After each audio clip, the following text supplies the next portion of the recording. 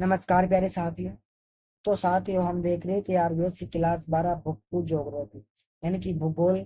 इस भूगोल में की दूसरी किताब शुरू कर दी है हमने। तो इस दूसरी किताब का नाम है भारत लोग और अर्थव्यवस्था। जो भारत के लोग हैं और उसकी अर्थव्यवस्था उसके बारे में इस किताब में बताया गया है। तो उस अध्याय का दूसरा अध्याय शुरू करेंगे आज। दूसरे अध्याय का नाम है मानव बस्तियां। ये आपकी किताब में चौथा है, लेकिन जो दूसरा पार्ट है, तीसरा पार्ट है, वो हटा दिया गया है और चौथा अध्याय रखा गया है।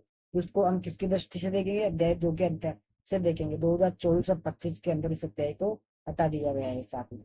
ये टेलीग्राम चैनल पर ज्वाइन कर लेना, वहां पर देख लेना कौन से अध्याय को हटा दिया गया है, कौन से अध्याय को नहीं हटाया गया है साथ में। तो शुरू करते हैं। तो इसमें अन्य महत्वपूर्ण प्रश्न देंगे। पार्ट नंबर पहला है। ओके साथियों, शाम 7 बजे की क्लास शुरू हो रही है। ओके साथियों, शुरू करते हैं बिना किसी चिंता के। ओके, तो शुरू करने से पहले आपसे छोटी सी रिक्वेस्ट है, एग्जाम स्टूडेंट चैनल को सब्सक्राइब करना है और टेलीग्राम चैनल को भी ज्वाइन करना है, क्योंकि वहां पर मैं आपको हर प्रकार की पीडीएफ प्रोवाइड करवाता हूँ साथ में। ओके, तो देखो साथ, 1 अंक वाले प्रश्न इसके अंदर, 1 अंक वाले, 3 अंक वाले, 5 अंक वाले नहीं, 3 अंक वाले तक है। ओके, तो देखो पहला प्रश्न है, बस्तियां विभिन्न आकार प्रकार की होती है। जो बस्तियां होती है अलग अलग प्रकार की, अलग अलग तरह की होती है। बस्तियों की प्रकारों को निर्धारित करने वाले कारक कौन कौन से हैं? निर्मित क्षेत्र के विस्तार व अंतर्वास दूरी। जो इसके निर्मित क्षेत्र के विस्तार व अंतर्वास दूरी, ये 2 प्रकार की बस्तियां होती है। दूसरे क्वेश्चन देखेंगे साथ ही हम। तो दूसरा क्वेश्चन है, नगरीय संकुल की परिभाषा की दीजिए। क्या है? नगरीय संकुल की परिभाषा आपको देना है। तो एक नगरीय क्षेत्र के चारों ओर नगरों की एक श्रृंखला विकसित हो जाती है।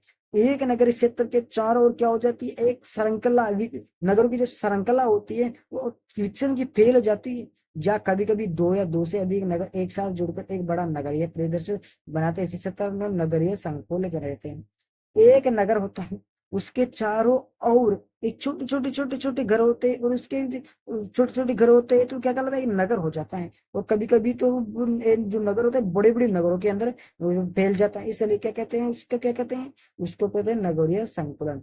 ओके, आपको ऐसे लिखना है, 2 या 2 से अधिक नगर एक साथ जुड़कर एक बड़ा नगरीय परिदृश्य बनाते हैं। उसे क्या कहते हैं? उसे नगरीय संकुलन कहते हैं। यहाँ से लेकर यहाँ तक 2 या 2 से अधिक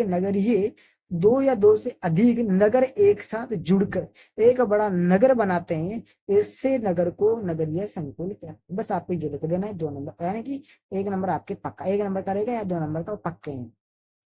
तीसरा प्रश्न है कि कई बार बस्ती भौतिक रूप से एक दूसरे से पृथक अलग इकाइयों में बट जाती है, किंतु उन सबका नाम एक ही रहता है। ऐसे बस्ती का नाम बताइए, वो उदाहरण भी दीजिए।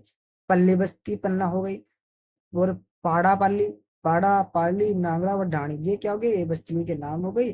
ओके, तो आपको इसके लिए याद करना है।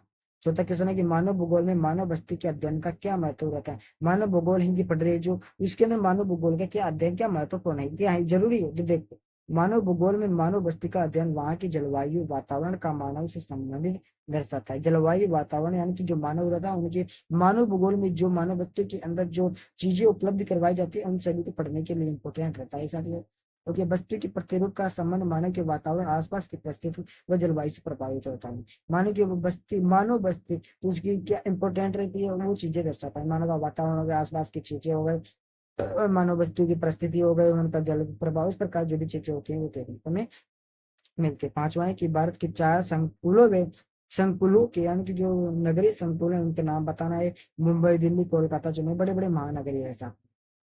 छठा क्वेश्चन है कि गैरियसन नगर किसे कहते हैं? इसके 2 उदाहरण दिए गए हैं। तो जिन नगरों में सेना की छावनियां होती है, जिन नगरों में सेना की छावनियां होती है उन्हें गैरियसन नगर कहते हैं। अंबाला, जालंधर, बबीना, उधमपुर, इस प्रकार की जो नगर होते हैं क्या कहते हैं? गैरियसन नगर कहलाते हैं।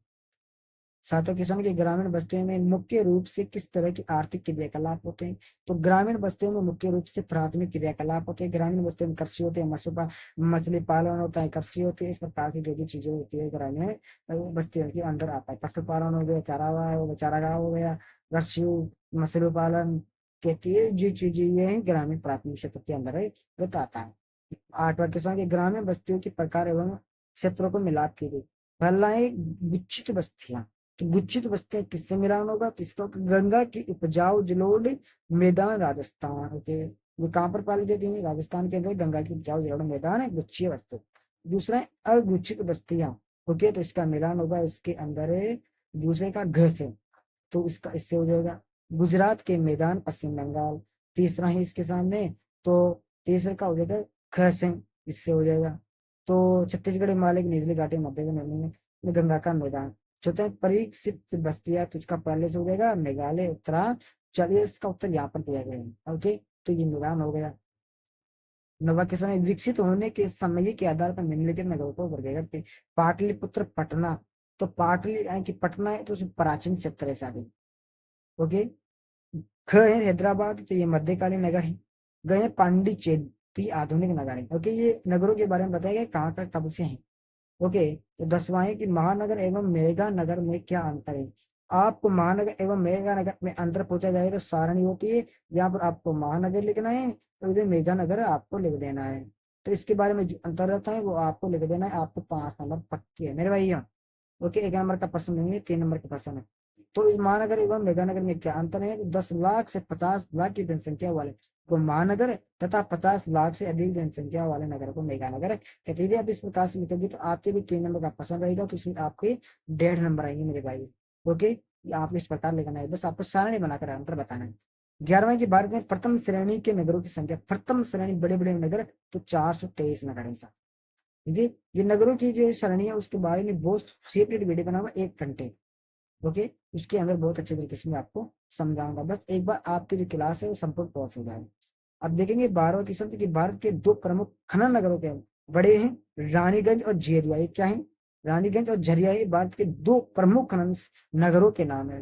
ओके, 13वां कि भारत में नगरीकरण के स्तर को किस प्रकार मापा जाता है। तो भारत में नगरीकरण स्तर को माप कुल जनसंख्या में नगर की संख्या प्रतिशत के रूप में किया जाता है। भारत में नगरीकरण स्तर का माप, ओके, नगरीकरण का स्तर, ओके, और जनसंख्या में नगरी ये संख्या का प्रतिशत। ओके, इस प्रकार से उसको दर्शाया जाता है। 14 किस्म की बात का सबसे बड़े नगरीय संकुल कौन सा है, तो वृहत मुंबई हो गई। 15 भारत के उस महानगर का नाम बताए जिसमें मलिन बस्तियों में रहने वाली जनसंख्या का पास, ठीक है, तो ये भी वृहत मुंबई होगा। दोनों का उत्तर एक ही हो जाएगा साथ में। ओके, 16वां है कि भारत के उपजाऊ जलोढ़ मैदानों तथा राजस्थान में किस प्रकार की बस्तियां पाई जाती हैं। तो उपजाऊ जलोढ़ मैदानों में गुच्छित बस्तियां, राजस्थान में अर्धगुच्छित बस्तियां पाई जाती है। उपजाऊ जलोढ़ों में गुच्छित बस्तियां और गुच्छित बस्तियां राजस्थान में पाई जाती हैं और अर्धगुच्छित बस्तियां भी इसमें ही पाई जाती है। 17 किस्म है कि भौतिक रूप से एक दूसरे से पृथक यानी कि अलग अनेक इकाई में बटी बस्ती जिसका नाम ये होता है क्या कहते हैं, तो पूर्वा बस्तियां कहते हैं। 18वां है कि सड़क, रेल लाइन, नदी, नहर आदि किनारों पर ग्रामीण बस्तियों में कौन सा प्रतिरूप विकसित होता है। तो इसमें रेखिक जो प्रतिरूप होता है वो इसके अंदर, तो रेखिक क्या है, ये सीधी लाइन इस प्रकार का प्रतिरूप विकसित होता है सब में। 19वां है कि भारत में नगरों के किस वर्ग में नगरीय जनसंख्या का उच्चता प्रतिशत है, तो प्रथम वर्ग के अंतर। 20वां मानव बस्ती करते हैं तो किसी भी प्रकार और आकार के घरों का संगम जिसमें मनुष्य रहते हैं। किसी भी प्रकार का आकार का मानव बस्ती का होता है, जैसे तरपाल बना के रह जाते हैं, एक छोटा सा घर बना के रह जाते हैं, जो जिसमें मनुष्य रहते हैं मानव बस्ती कहलाती है। अब आती है आपके सामने 3 अंक वाले प्रश्न, इसको 5 अंक वाले भी आप बोल सकते हो, कोई दिक्कत वाली बात नहीं, क्योंकि इतना बड़ा प्रश्न रहता है। 21वां है कि भारत की ग्रामीण बस्ती व एवं नगरीय बस्ती में आधारभूत अंतर आपको बताना है। तो भारत की ग्रामीण एवं नगरीय बस्ती में 3 आधारभूत अंतर निम्नलिखित होता है। भारत की ग्रामीण है नगरीय में, तो ग्रामीण बस्ती, तो यहाँ के लोग अपने जीवन यापन के लिए अधिकतर प्राथमिक क्रियाकलापों पर निर्भर रहते हैं, जैसे कृषि हो गए, पशुपालन आदि हो गए। ग्रामीण बस्तियों में उत्पादित सब्जी, फलों, अनाज आदि जैसे उत्पाद नगरीय बस्तियों की आवश्यकताओं की पूर्ति करते हैं। कि प्रथम जो बस्तियां होती है वो नगरीय वस्तुओं को पूरे करती है। ग्रामीण लोग एक स्थान से दूसरे स्थान तक जाकर बसने के बारे में सोचते हैं अथवा उनमें सामाजिक संबंध प्रगाढ़ होते हैं, समाज से जो संबंध होते हैं उनमें विद्यमान रहते हैं। ग्रामीण बस्तियों के निवासियों में क्षेत्रीय गतिशीलता कम होती है। ओके, अब आगे आता है नगरीय बस्ती। तो नगरीय बस्ती देखते हैं, नगरीय बस्तियों में द्वितीयक एवं तृतीयक लाभ होते हैं। ओके, नगरीय बस्तियों में के निर्माण उद्योग के उत्पाद ग्रामीण बस्तियों में जाते हैं। परिवहन एवं संचार माध्यम के जरिए यह कार्य संपन्न होता है। किसके बीच के परिवहन और संचार का जो माध्यम है उसके जरिए ये कार्य पूर्ण होता है। शहरों में क्षेत्रीय गतिशीलता अधिक पाई जाती है, उनमें सामाजिक संबंधों में औपचारिकता अधिक होती है। 22वें क्वेश्चन की निम्नलिखित तालिका को ध्यान से पढ़े एवं प्रश्न के उत्तर। एक तालिका दी जाती है और उसको आपको कंप्लीट करना है, उसको देखते हैं। परीक्षा में एक तालिका दी जाएगी, उसको देखना है और उसके आधार पर आपको ज्ञात करवाएगा। तो 22वां का पहला है कि भारत की अधिकता जनसंख्या नगरीय किस वर्ग के नगरों में रहती है, तो प्रथम वर्ग के नगरों में सबसे ज्यादा पाई जाती है। ख नंबर का है कि किस वर्ग के नगरों की जनसंख्या सर्वाधिक होती है, चतुर्थ वर्ग के नगरों में। पहला प्रश्न है कि भारत की अधिकतम जनसंख्या किस वर्ग में, तो प्रथम नगर में, और किस वर्ग के नगरों के, तो चतुर्थ वर्ग में सबसे ज्यादा पाई जाती है। क्लियर हुआ? प्रश्नों को समझने की जरूरत है। 22वां का तीसरा है कि 1991 से 2001 के बीच किस प्रकार के नगरों की प्रतिशत वृद्धि सबसे अधिक दर्ज की गई, तृतीय वर्ग के नगरों की सबसे ज्यादा दर्ज की गई। तीसरा है कि कोई चार नगरीय संकुल कब बन गया था, तो कोई नगर नगरीय संकुल बन गया था जब इसमें से किसी एक का समावेश होता है, तो नगर एवं इसमें संलग्न विस्तार विस्तार महिला या बिना विस्तार के जब दो या दो से अधिक मिल जाते हैं, तो एक नगर या उसे सटे एक से अधिक नगर और उन नगरों के क्रमिक विस्तार जैसे रेलवे कॉलोनी, विश्वविद्यालय परिसर, पतन क्षेत्र या जिससे क्षेत्र से सैनिक छावनी के मिलाकर नगरीय संकुल बन जाता है। 24वां है कि पल्ली बस्तियां क्या होती है, भारत की केवल दो क्षेत्रों के नाम बताए जा इस प्रकार की बस्तियां पाई जाती है। वे बस्तियां जो किसी बड़े गांव से अलग छोटे छोटे समूहों में बस जाती हैं, लेकिन वे उसी बड़े गांव का हिस्सा होती है। इन्हें यानी कि कोई बड़ा शहर है, मुंबई क्षेत्र है, लेकिन छोटी छोटी बस्तियों में बस जाती है। ओके, हो जाती है, लेकिन वो उसी का क्षेत्र का उसी गांव का भी हिस्सा होती है। ये अलग अलग जगहों में अलग अलग नाम में पुकारा जाता है, जैसे पल्ली, नंगला, डाणी, कुरवा आदि। जैसे गांव में डाणी कहते हैं, शहरों में अलग अलग प्रकार से होती है। यह बस्तियां छत्तीसगढ़ हिमालय के निचले घाटे में पाई जाती है। कहाँ पर? छत्तीसगढ़ के हिमालय और निचले घाटे में पाई जाती है। 25वां क्वेश्चन है कि भारत में ग्रामीण बस्तियों के विभिन्न प्रकार के उत्तरदायी किन्हीं तीन भौगोलिक कारकों को स्पष्ट कीजिए, सभी जानते हो कौन कौन से हैं।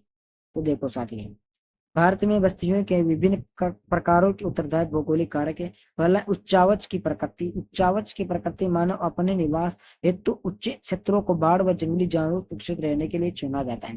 दूसरा हो जाएगा जल की उपलब्धता। तो कृषि व अपने ग्रामीण बस्तियों जल स्रोतों से निकट बसती है।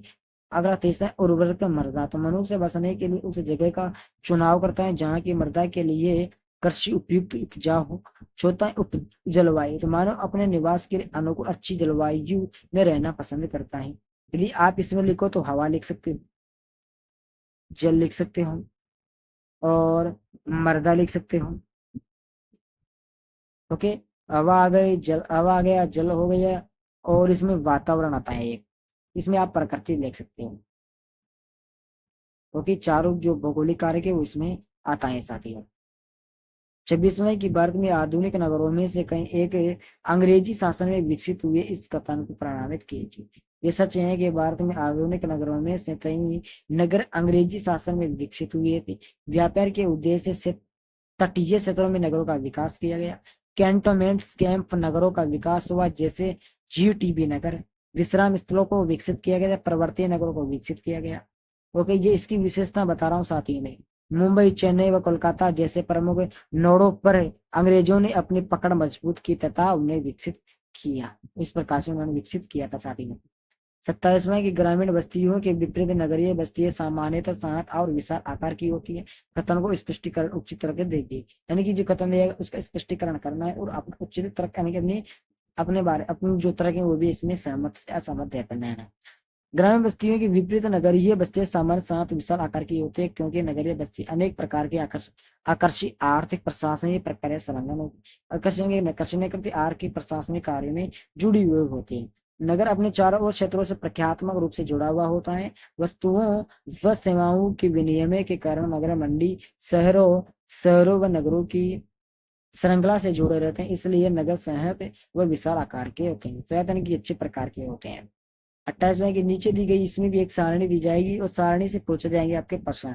तो इस पहला है कि 20,000 से कम जनसंख्या वाले नगरों की कुल संख्या आपको ज्ञात करनी। तो कितने पूरे 28,044 से इस प्रकार आपको ज्ञात करनी है। एक सारणी दे दी, उसको आप प्रश्न पूछे जाएंगे 5। तो 28वें का दूसरा क्वेश्चन है कि किसी जनसंख्या आकार में नगरों की संख्या सबसे कम है। इस जनसंख्या आकार के नगरों की संख्या बताए। 6 वर्ग है पूरे। 6 वर्ग से कम जनसंख्या वाले कितने? 227 नगर हैं। तीसरा है कि इन्हें नगरों की जनसंख्या क्या प्रतिशत वृद्धि बताई। 8 लाख जनसंख्या यानी कि 21.2% इसके अंदर प्रतिशत में दिखाई जाती है। चौथा है कि नगरों की किस जनसंख्या आकार में सर्वाधिक प्रतिशत जनसंख्या रहती है। इस जनसंख्या आकार के नगरों की कुल जनसंख्या कितनी होती है? तो पूरी होती है इकाई, दहाई, सैकड़ा, इकाई, दहाई, सैकड़ा, हजार, 10,000, लाख, 10 लाख और अधिक जनसंख्या आकार वाले नगरों में सर्वाधिक प्रतिशत जनसंख्या 17.2 17 सॉरी 172.04 लाख है, ऐसा। पांचवा है कि वर्ग के नगरों में कुल वर्ग में कुल नगरीय जनसंख्या का प्रतिशत तथा प्रतिशत वृद्धि बताई। 61.48% और वृद्धि प्रतिशत 23.12। ओके, तो ये जनसंख्या प्रतिशत हो गया और ये प्रतिशत वृद्धि में हो गया। ओके, छठा क्वेश्चन है कि वर्ग एक के नगरों के वर्ग ए के नगरों में रहने वाले कुल नगरीय जनसंख्या का प्रतिशत ऊंचा ऊंचा होने के को दो कारण बताओ। तो पहला, रोजगार के अधिक अवसर, चिकित्सा, शिक्षा की उत्तम सुविधाएं, नगरों से नगरों में प्रवासी, तीन कारण हो गए साथी। 29वां प्रश्न है कि नीचे दिए गए आरेख दिए जाएगा, उसके अध्ययन करने प्रश्न को उत्तर देना है। तो पहला प्रश्न है, इसके अंदर की भारत की जनगणना नगरों को कितने वर्गों में वर्गीकृत करती है? 6 भागों।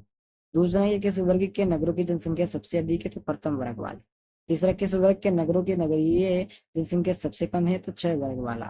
कितने 6 वर्ग होता है? तो 6 वर्ग से छठे वर्ग में नगरीय जनसंख्या सबसे कम है और प्रथम वर्ग के अंदर नगरों की संख्या सबसे अधिक है साथियों। क्लियर। चौथा है कि कुल नगरीय जनसंख्या में किस वर्ग के नगरों का सर्वाधिक प्रतिशत भाग है? तो पहले वर्ग में। पांचवा है कि कुल नगरीय जनसंख्या में किस वर्ग के नगरों का दूसरा स्थान है? तो थर्ड वर्ग।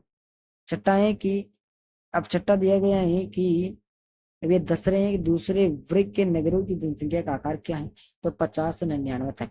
कहने का मतलब 50,000 है ना यहाँ पर, तो 50,000 से लेकर 99, वो 99,999 तक का दाए सैकड़ा हजार प्रतिशत हो गया। यहाँ तक थर्ड सेकंड वर्ग के नगरों के आकार होता है। तीसरा प्रश्न देखेंगे अब। तीसरा प्रश्न दिया गया है कि भारत में परिक्षिप्त ग्रामीण बस्तियों की विशेषता बताई। तो भारत में परिक्षिप्त या एकाकी बस्तियों की प्रमुख विशेषता है कि यह बस्ती प्रारूप सुंदूर जंगलों या छोटो पहाड़ियों की डालों पर खेतों या चारागाहों के आसपास दिखाई पड़ते हैं। दूसरा है कि इनमें मकान एक दूसरे से दूर बने हुए थे और लोग अलग अलग या एकाकी रहते हैं। तीसरा, मेघालय, उत्तरांचल व हिमालय प्रदेश के अनेक भागों में यह बस्ती पाई जाती है। तो साथियों, हमने पूरे 1 अंक वाले 3 अंक वाले क्वेश्चन में पूरे 30 क्वेश्चन देख लिए। आप सपोज करो कि 15 इसके देख लिए और 15 इसके देख लिए साथियों। क्लियर। लगभग आपको मैं 5 क्वेश्चन और बताऊंगा, वो आपके 5 नंबर वाली हो जाएंगी। क्लास आपकी लगभग हो जाएगी 8 मिनट की। क्लियर साथियों। तो क्लास अच्छी लगे तो लाइक करना, शेयर करना, कमेंट करना और चैनल को सब्सक्राइब करके जाना है साथियों। और चैनल टेलीग्राम चैनल को भी आपको ज्वाइन करना है। जय हिंद, जय भारत साथियों।